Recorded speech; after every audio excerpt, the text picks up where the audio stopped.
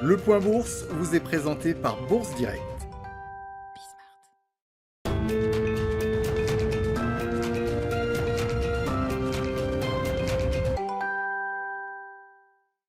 Clôture dans le vert ce soir pour le CAC 40 après une journée passée intégralement en hausse. L'indice parisien termine sa journée à plus 0,45% pour s'établir à 6015 points. Alors que les investisseurs sont tiraillés entre les espoirs de reprise économique, particulièrement aux États-Unis, et les craintes sanitaires en Europe. Côté français, les admissions en réanimation continuent d'augmenter, atteignant quasiment le pic de la deuxième vague à l'automne.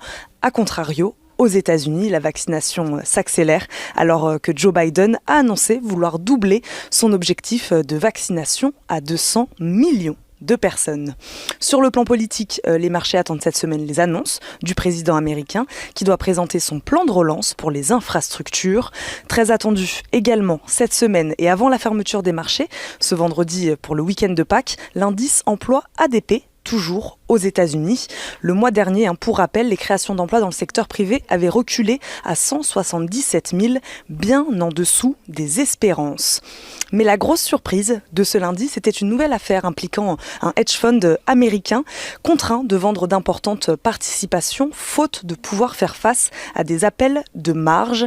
Pas d'impact visible pour l'instant sur les marchés européens, mais un dossier qui a d'ores et déjà fait une victime aujourd'hui, le Crédit Suisse. Des résultats de l'entreprise impactée et une chute sur l'indice suisse de plus de 15% au cours de la journée. À Paris, les banques ont un peu été secouées suite à ce rebondissement. Société Générale recule de 2,41% et BNP Paribas de 1,94% à la clôture. Toujours du côté des valeurs françaises, on a pu suivre aujourd'hui Casino qui, dans le cadre de l'opération de refinancement de sa dette, va procéder à l'émission d'une nouvelle obligation non sécurisée de maturité avril 2027 et d'un montant cible de 425 millions d'euros. Mais également Vivendi, dont la filiale Universal Music Group a obtenu un accord concernant la mise en place d'une ligne de financement à hauteur de 3 milliards d'euros sur une durée de 5 ans auprès de 4 banques de premier plan.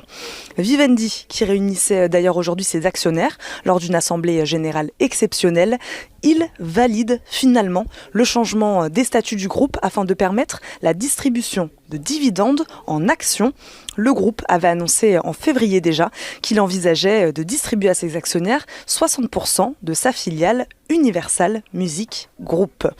Enfin, Alstom annonce qu'il vient de remporter un contrat pour fournir à Renfe, l'opérateur de chemin de fer espagnol, 152 trains haute capacité qui seront construits dans l'usine que possède le groupe français dans la région de Barcelone, un contrat qui s'élève à plus d'1,4 milliard d'euros au total.